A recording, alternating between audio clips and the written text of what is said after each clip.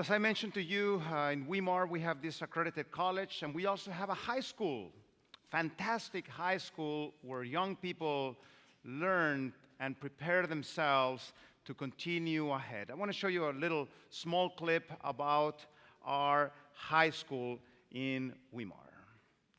Can you put the sound on the computer?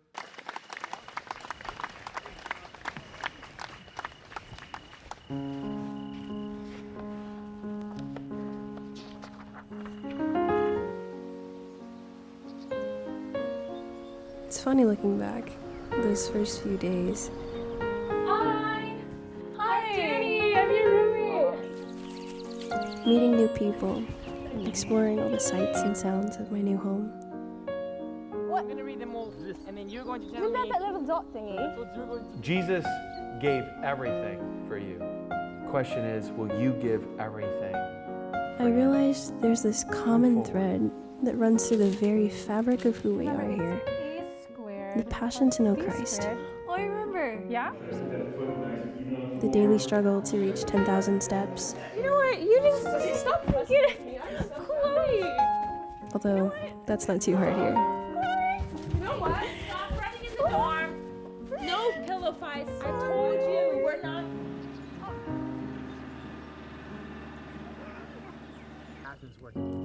But more than anything, I think I wanted what those kids had.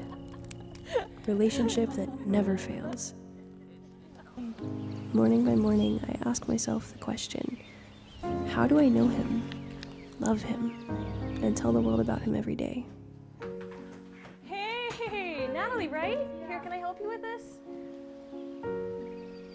One person, one moment at a time.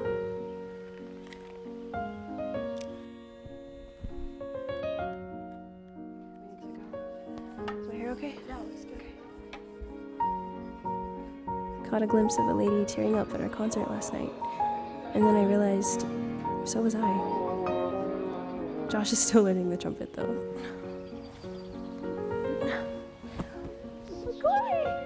The difference between endoskeleton and exoskeleton. Do you know what the difference is? Not really. Okay, so basically... I realized the importance of communion with Christ, whether before a test or during a trip across the Pacific.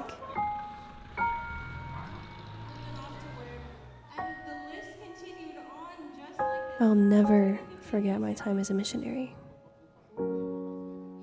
Hello to goodbye, major to minor, with all the distance in between.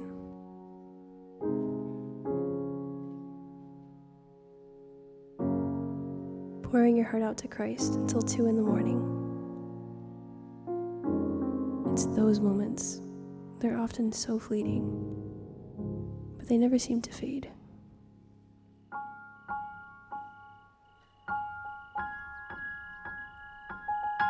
The crazy thing is, these moments have been there every day. Moments that made it worth it. The challenges that they brought. These were all the moments that led us into eternity. This was life.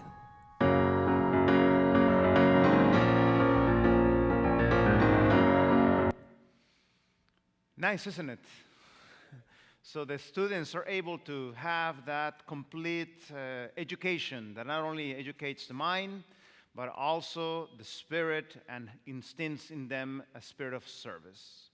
Last year, I had so many invitations to speak around the world that I put them all together and took all my family with me, and this was our schedule for last summer.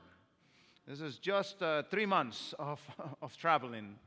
And it was so nice to experience together with my family different cultures and different ways of thinking, yet teaching around the world principles that work everywhere. The plant-based diet, the exercise, the rest, and so forth can change lives literally everywhere.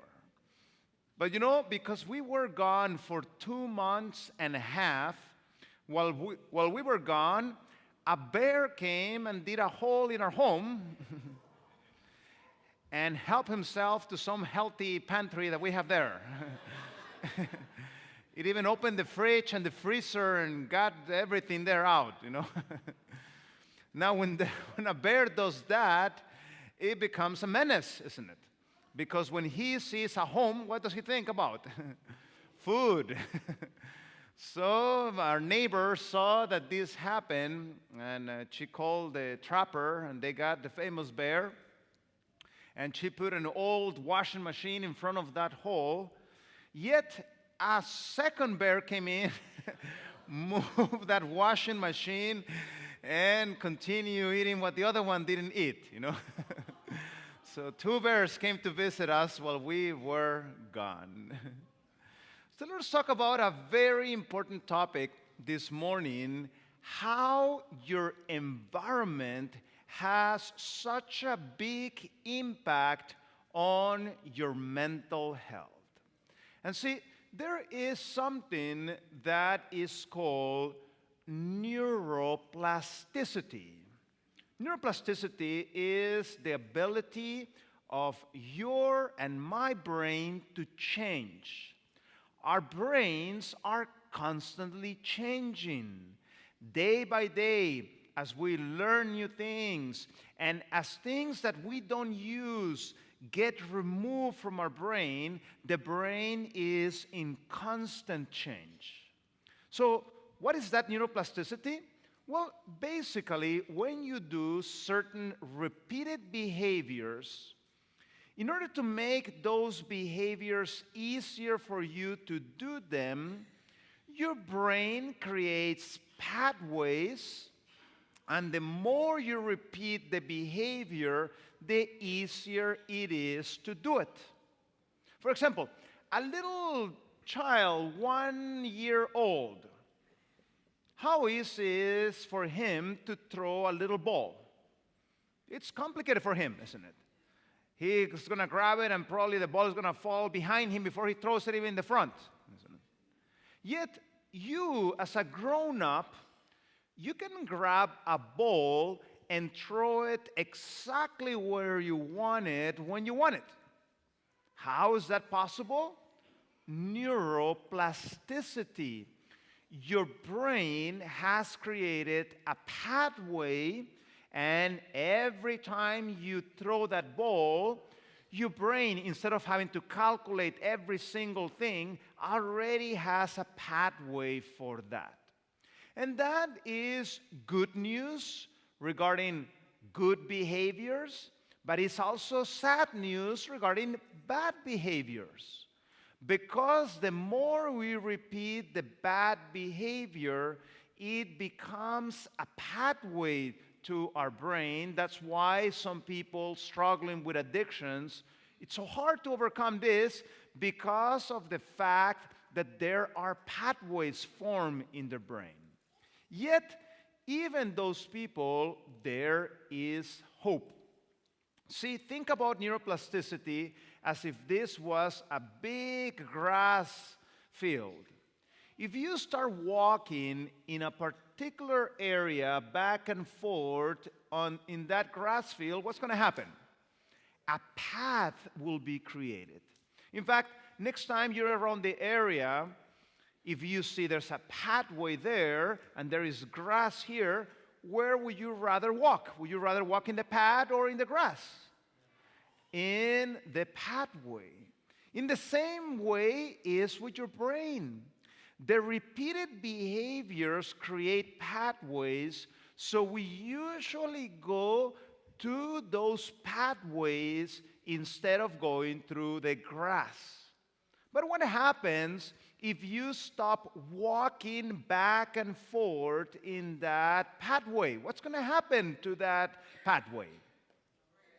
It will what? Disappear. In the same way, it is possible to conquer those addictions. And let me show you how you are creatures of repeated behaviors. For example, grab your hands like this and put them together. Okay? Now, shift one finger up one of the hands. So take it up and put it one finger up. Put it back again. How does that feel? weird, awkward, strange. Why does it feel so strange? Because you never put your hands like that. Every single time you put your fingers together, you put them in the same spot. Do the same thing going down, do the same thing going up. It feels weird. You never put them like that. Why does that happen? Because you repeat behaviors, and that creates neuroplasticity and create pathways in your brain, and you tend to repeat those behaviors. So anytime you learn a new skill, for example, if you have never ever played a guitar, it's not the easiest thing, I can tell you. First, your hand, it's kind of very uncomfortable to grab the chords. And then when you press, it's painful. Those chords are painful. And then you have to get the right rhythm and so forth. It's complicated. It's so many variables. Yet, there are people that in complete darkness can grab a guitar and play beautiful music, yes or no? Why is that possible? Neuroplasticity. As the brains repeat the behaviors, it becomes easier. So those neurons that we have in our brain, those are the ones that create those pathways, and the behaviors that we keep on repeating, they become stronger paths. The behaviors that we don't do, they start becoming recycled, and the body starts to eliminate them sometimes. So let me show you what neuroplasticity can do. There is a doctor by the name of Paul Bach-Irrita, that's his last name, and what he has done devices based on neuroplasticity. For example, he invented this device so that blind people can see with their tongue. Have you ever heard about that? How does he do that? Well, it has a camera. The camera captures the contour of the environment, and that contour is transmitted via a special device to their tongue, so the tongue can see the contour of things and the person can navigate. You don't believe me? Let me show you a small clip. He is completely blind.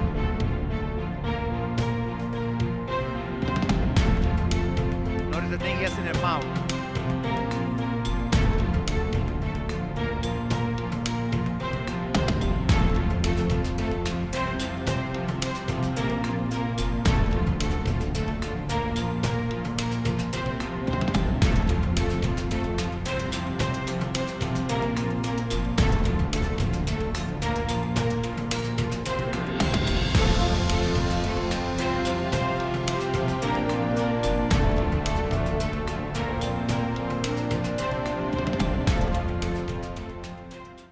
Isn't that amazing? How can the brain do that? What is the answer? Neuroplasticity is the way that your sister would write something in your back, and they'll tell you, why did I write? And you would figure out and so forth. In the same way, that tongue is sensing the silhouettes of things, and the person is able to see with their tongue. So this neuroplasticity applies anytime that we are learning something, the brain is changing. For example, when you learn your first language, as you were listening to your parents and family and so forth, the brain had to change and adapt to the tones and the speed and the words and everything in order to capture that new language. And in fact, because of neuroplasticity, I know you're lying to me if you tell me that you cannot learn another language. If a blind person can see with their tongue, I know you can learn another language. Thank God I'm able to speak 7 of them. Still working on them to learn many more. Because the brain can change, you can continue to learn. In fact, when you continue to grow up and learn what behaviors are acceptable, what behaviors are not acceptable, and you start to mature, neuroplasticity was needed. So anytime that you are learning new skills, neuroplasticity is involved there. But you know, neuroplasticity is also involved in what is commonly known as religious conversion. And you know some of these stories, isn't it? Somebody that used to have bad language and bad behaviors, suddenly even the language changes. How can that be?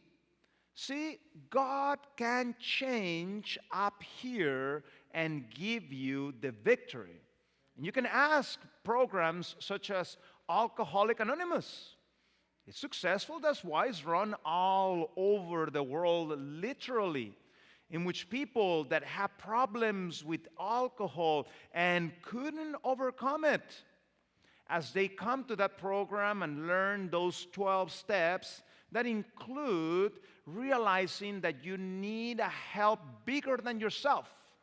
See, me as a doctor, I cannot change those pathways inside your head, but I know somebody more powerful that is able to change them. In fact, when you become a parent, you receive major neuroplasticity. Your whole program changes, yes or no? For those of you that have had that blessing, isn't it? Now you have to wake up at 2 in the morning, and change diapers, and the baby's crying, and you have to be thinking about all these things. Major neuroplasticity takes place. In fact, just the fact of falling in love, you are experiencing neuroplasticity. Even the thoughts change, yes or no? Now you're thinking about somebody else and so forth. Neuroplasticity. So any type of learning involves neuroplasticity. And I've done a few research papers about it, like this one, how doing things that are against your conscience is not good for your mental health, and is secondary to what we were talking about this morning. Because those behaviors suppress the frontal lobe, and by suppressing your frontal lobe, you increase risk of mental health issues. Or this one, your sexual behavior also has an effect on your mental health. In this study, we were showing how sexual relationships outside of the context of marriage is not good for your mental health, as that has a negative effect on your frontal lobe. Or this one that we were talking about it this week, in case you missed it, patient that comes to us to our New Start program in Weimar, diabetic, hypertensive, and also with an important weight problem. His blood pressure not well controlled, even though he's taking 2 medications. In a matter of 18 days, as he loses 16 pounds, his blood pressure comes down to normal levels. We had to stop the diabetic medication and the diabetic and the high blood pressure medication. He continues doing the changes, and in a few months, he has lost 83 pounds. And when we do complete blood test laboratories 11 months later, his hemoglobin A1C tells us his diabetes reversed. It's not a diabetic under control, it's a diabetic that is no longer diabetic. And this is not some sort of heresy that I'm saying. There's this article there from the BBC News saying that 70% of doctors and patients don't know that diabetes type 2 can be reversed. This has been published in the literature since the 1970s. And the patient, you can see, After losing 141 pounds, you can see the before and after. What happened to him? Neuroplasticity, isn't it? As the new behaviors created new pathways in his brain, the old foods he used to enjoy, he doesn't even care for that. Now his kitchen has changed, exercise, rest, and the whole 9 yards. In fact, we are working on publishing this paper. It's going to come up probably next month, in which this patient came to us, and after coming to the New Start program, after the 18 days, we were able to help him stop the majority of his medications. He is saving $53,000 a year worth of medication that he no longer takes. Isn't that fantastic? You can even buy a house with this amount, isn't it? And this other one also, this one just came out, full-length paper we did, showing how 90% of our patients with high blood pressure are able to overcome their medication by dealing at the root cause of their problem. Again, you can find all that research here on this ResearchGate page.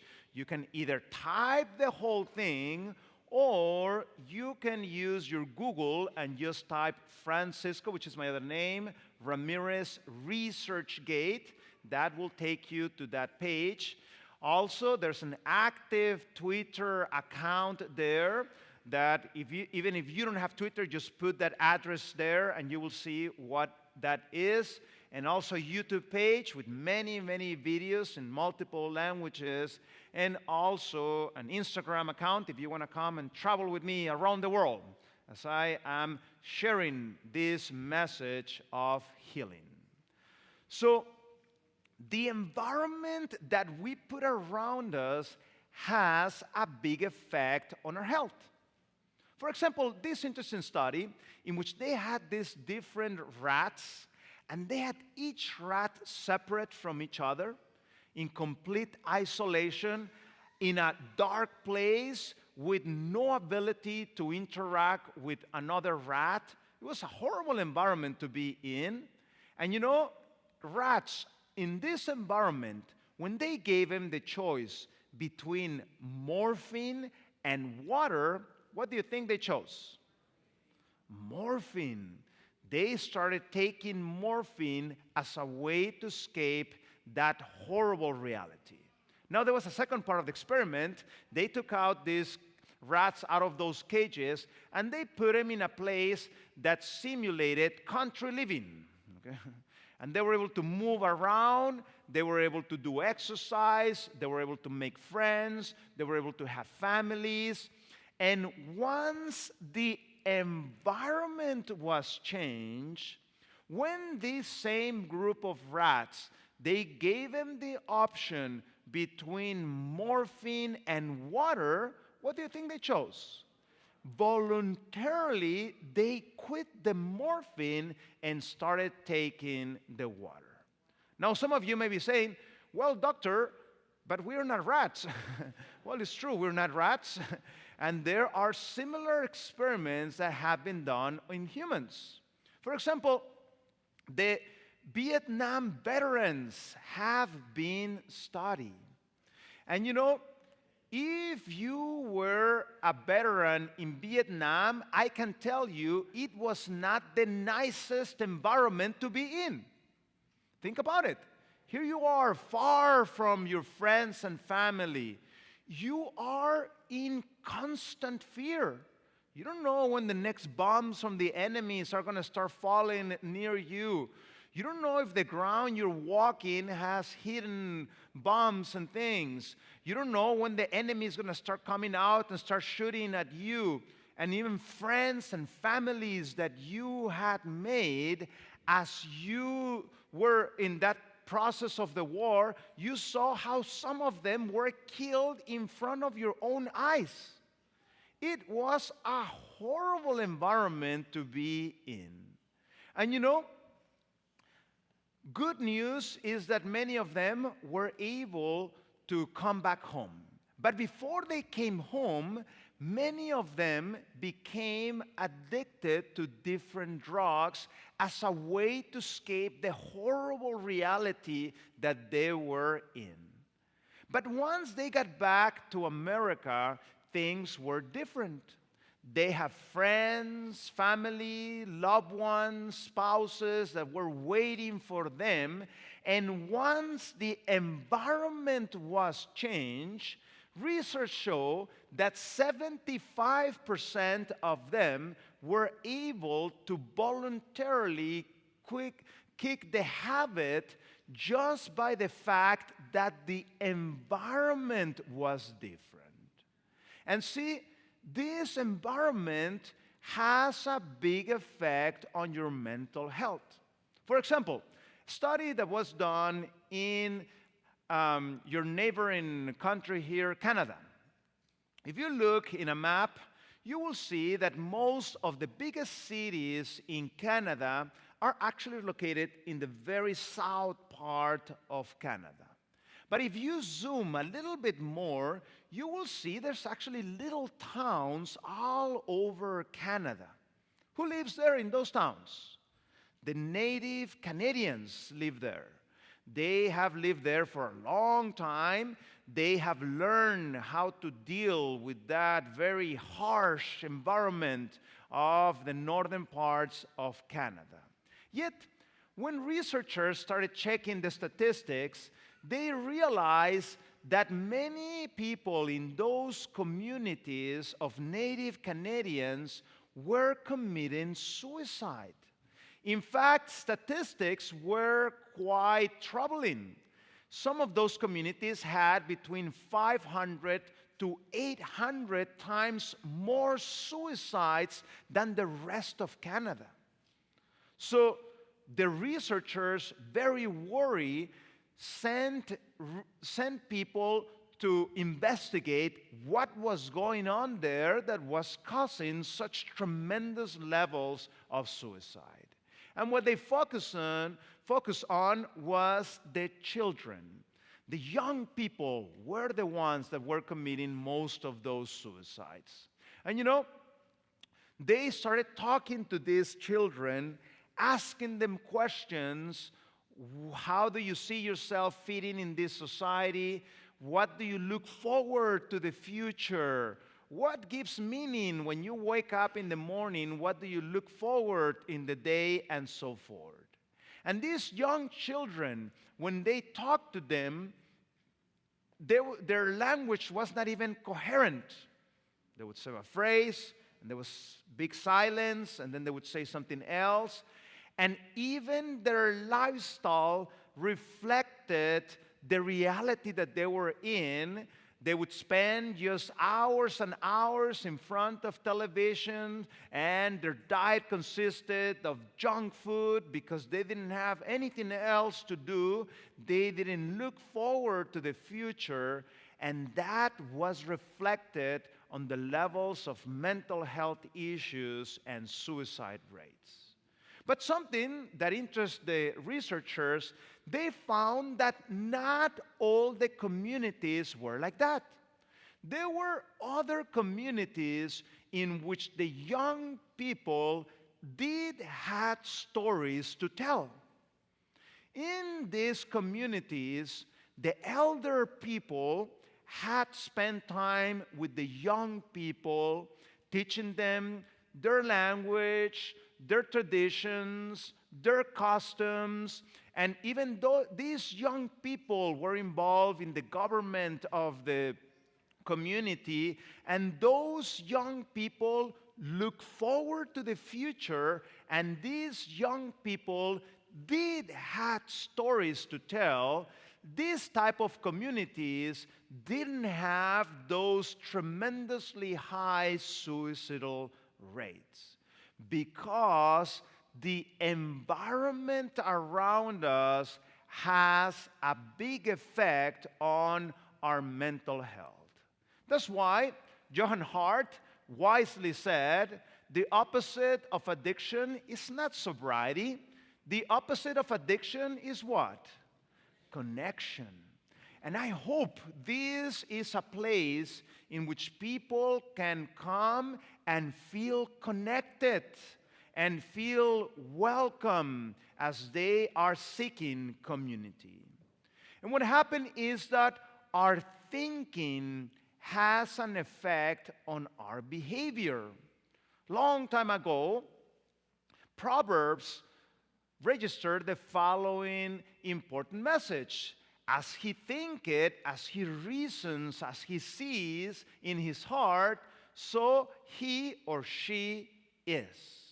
Your thinking affects your behavior. So, one of the things that we need in our lives is to love and to be loved. When that is not met, mental problems, mental health problems can arise. And that's why in Proverbs also, long time ago, King Solomon made the following observation. A merry heart is good like a medicine, but a broken spirit, what? Gives you osteoporosis. And it's true. There is research about that. When you are sad, your stress hormones kick in. And the stress hormones can literally decalcify your bones. And you know, one of the challenges of modern society has been the fact that we have become very independent one from another. And there is today in our society a lot of lonely people. And loneliness is not good for your mental health. And this is the irony. The bigger the city, the more the lonely people. Even though there are thousands and sometimes millions of people around you, a lot of people are left behind and are living in that loneliness. Studies from California have shown that people that are lonely are 3 times more likely to die early. Because we are social people. And if we don't meet that social side of things, that is not good not only for our mental health, but our physical health. And you know, this is an article from New York Times. Loneliness can be deadly for elders. What's the antidote? Friends are the antidote. But this is not only a problem for the elders. Look at this one, Boston Globe newspaper. The biggest threat facing middle-aged men is not smoking or obesity. What is it? Is loneliness. And that's the issue. Materialism, just working and working and working and working and not have times for friends and family is not good for you. It's literally killing you, that type of behavior. And this is a problem that pervades all the Western world, from Europe to England to Australia and so forth. In fact, this is such a big crisis. In the UK, the government appointed a minister for loneliness. I'm not making this up. You can Google it. Because it's such a severe problem that is causing. And in this survey, for example, in Australia, it was saying that 82% of Australians have felt lonely. The numbers are staggering and huge. And look at this article about the effects of loneliness. Being lonely is as bad for your health as smoking 15 cigarettes a day.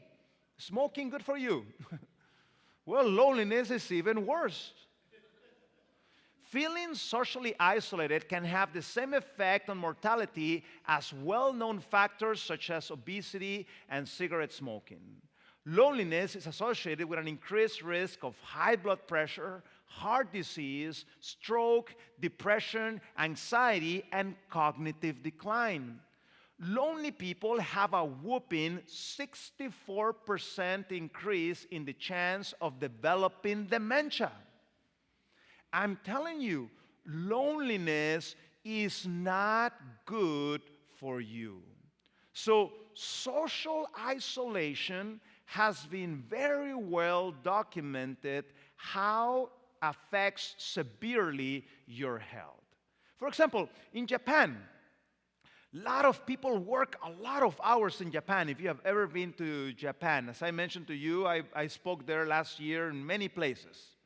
And you know, in order to stop that problem, an inventor invented the virtual girlfriend.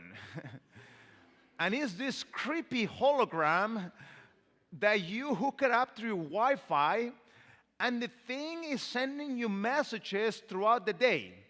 Oh, I miss you, you know. Oh, I hope you could get off work early so we could spend some time together. Spend time with what, you know? With this creepy thing? You don't need the virtual girlfriend, isn't it? You need a real friend, yes or no? Somebody of flesh and blood that you can laugh and have a good time together. It's sad that we have gone in this direction in our society. Newspaper Politico, someone who lacks social relationships has the same risk for early death as someone who is severely obese. I'm telling you, it's not good. And when the relationships are not good, it even makes the problem worse. People that are in unhappy relationships, their heart disease increases very much. And so does isolation, and so does when you add anger, it even makes it worse. And applies for both females and males. So, intimacy has a healing effect. So we could spend the whole morning, and I could be showing you study after study after study, showing you how loneliness is not good for you. So what's that loneliness that I'm talking about? Well, it's that type of attitude saying, that's personal. Nobody should ever hear about it, in which you close yourself up and are not able to open your heart and share. What we need is to have an environment in which we can feel safe, in which we feel that we're not going to be criticized and judged, and we feel welcome and able to share our innermost feelings. So, some of the factors that have been documented that are good for your mental and physical health are the following. Things like having a purpose in life. What the Japanese like to call the ikigai, which roughly translates as the reason why you wake up in the morning. What's the purpose of waking up in the morning? Are you going to serve somebody? Are you going to make happy somebody? Look forward to the day that's good for you. Also, the connection between young people and old people. And that's something sad that we do in our society, isn't it? We send the old people just by themselves and disconnect them from the rest of society. That is not good for them, and that is not good for us. Because we can learn a lot from those people of experience. And also, having a good social network around you, because you know, life sometimes takes certain curves and bad things happen, And if you are just by yourself, how are you going to handle that? But if you have somebody around you that is giving you support and encouraging you, that is good. What in Japan they call the moai, a group of friends that hang around with you in the good times, but also in the bad times. And also, another factor that is found on the longest living people on planet Earth is the spiritual factor in which they're able to connect. In fact, that crisis of loneliness that I'm talking to you about is related to this. In the old days, pretty much everybody would go to some sort of religious service in the weekend. And they were able to connect and talk and so forth. But today, many of those institutions are becoming old-fashioned. So here you have all these people not able to connect with one another. And you know, this is very interesting statistic. For example, in New Zealand, 1/4 of the people in New Zealand feel lonely in this study. And who are the loneliest? Which age range? 15 to 24 are the people that feel the loneliest in New Zealand. Now, check this other statistic. This one is the people that don't have any religion. Check that age range that we just talked about. Do you see the connection? How not having that spiritual connection with others has a negative effect. In fact, if you see in the map, the most secular countries on planet Earth are directly related to the highest suicidal rates in the world. As people don't have that connection, and those institutions that used to promote, worship and so forth are disappearing, that's leaving a big problem on the mental health realm. Like recently, I was in New Zealand speaking just a month ago or so, and I was staying in a tiny little village there. And I went for a run to explore a little bit the village, and I counted 3 churches just in a tiny town of less than 1,000 people, which tells me that New Zealanders in the old days used to go to those churches. That's why they're there. Yet today, a couple of them actually had to close because people are not coming. Look at this study. It came out recently. Actively religious people are what? Happier, as they are able to connect with others and feel that spiritual but also that social need that they have. In fact, this article came in England in the secular press. Notice the title of the article. I'm an atheist who goes to church. Here is why you should too. And it tells the story about this person that grew up with no religious upbringing at all. Yet, if you go to England, you will see there's churches everywhere that you go.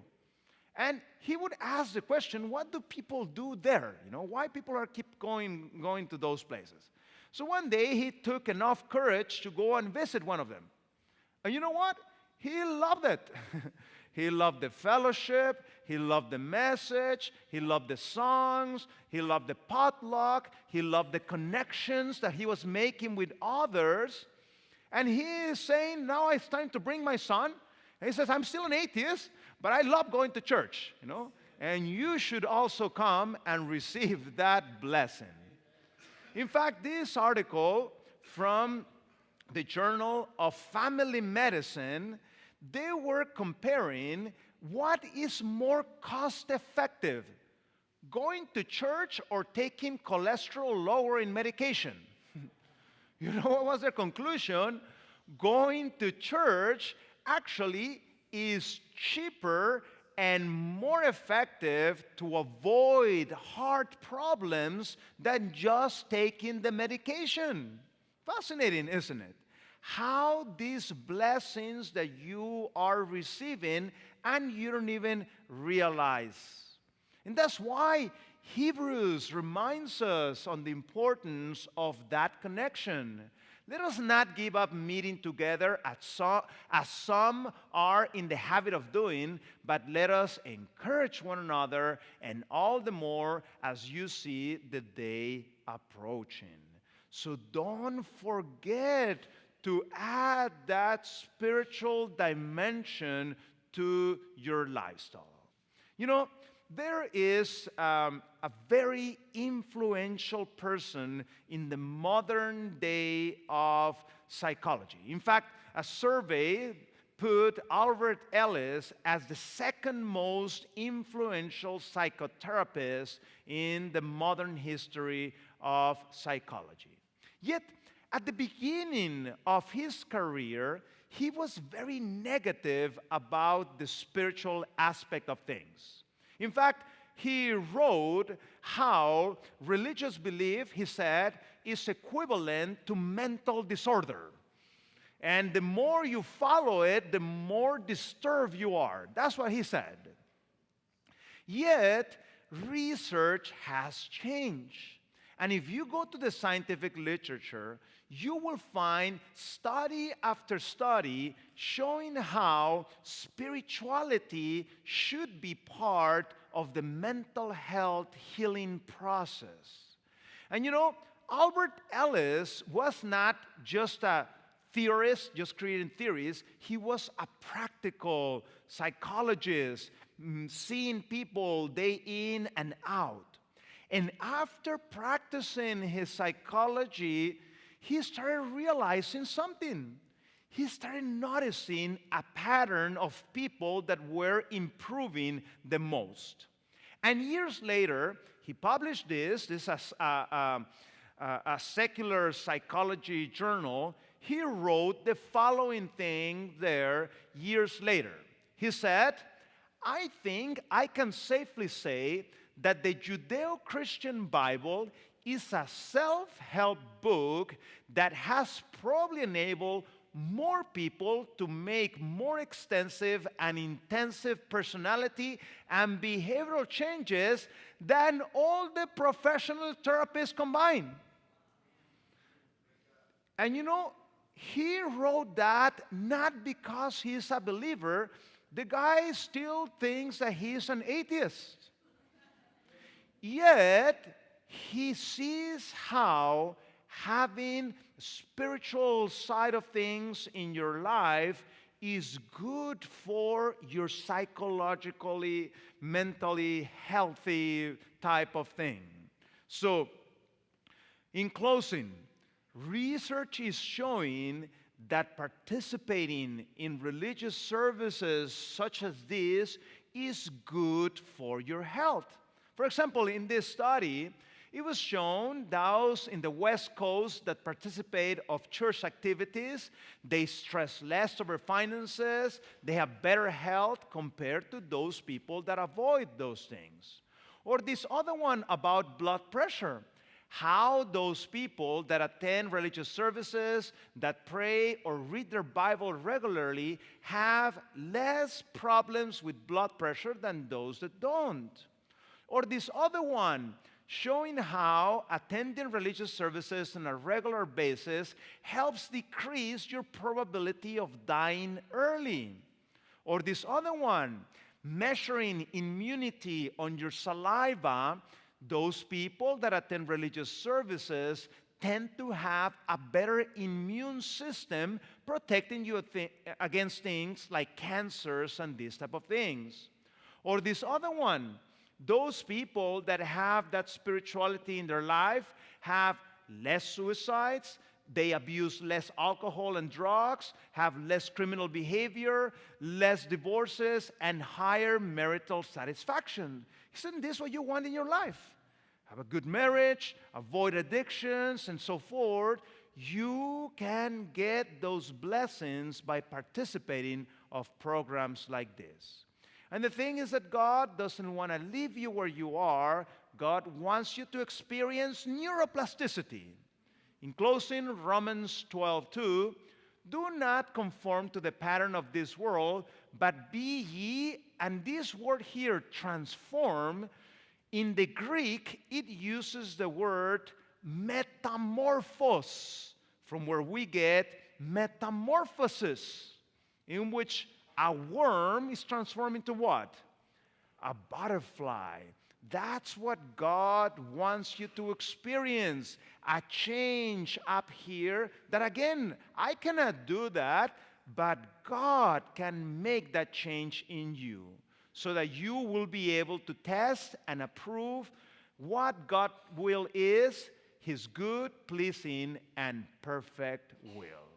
So may God bless you. May you be able to experience that spirituality in your life and be able to connect with other believers, giving you that physical, mental, and spiritual